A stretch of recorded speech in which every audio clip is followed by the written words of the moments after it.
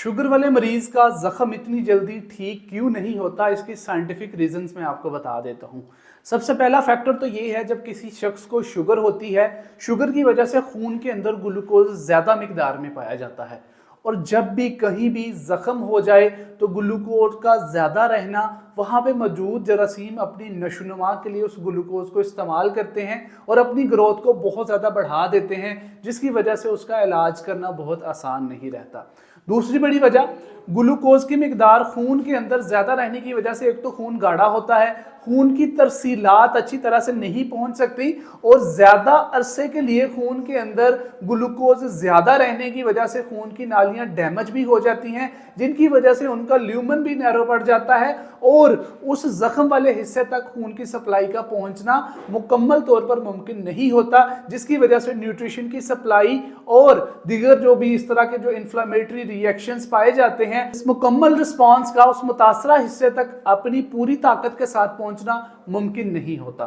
तीसरी बड़ी वजह यही होती है कि जब ग्लूकोज बहुत अरसे से ज़्यादा मिकदार में रहता है, इसकी वजह से जो नसें होती हैं, जिनको हम साइंटिफिक लैंग्वेज के अंदर नर्व्स कहते हैं, नर्व्स भी अपनी सेंसेस को लॉस कर देती हैं। और जब वो अपनी सेंसेस को लॉस करती हैं तो उनका जो सिग्नल देना जिस्म को कि यहाँ पे दर्द है, यहाँ पे फलां जरासीम है, बॉडी को इस तरह से सिग्नलाइज करना, ये सारा पाथवे हैम्पर हो जाता है और बॉडी को पता ही नहीं चलता कि कोई फॉरेन बॉडी या कोई भी जरासीम हमारे जिस्म के फलां हिस्से में बैठा हुआ है, हमें नुकसान पहुंचा रहा है, इसको डिटेक्ट ही नहीं कर पाती प्रॉपर तरीके से। तो ये कुछ सर्टन फैक्टर्स हैं जिनकी वजह से शुगर वाला मरीज एक आम मरीज की निस्बत जख्म के मामले में बहुत देर से जो है वो शिफा पाता है। मजीद इस तरह के मेडिकल हकाइक जानने के लिए, समझने के लिए जुड़े रहें हमारे साथ और जिंदगी जिए सेहत के साथ।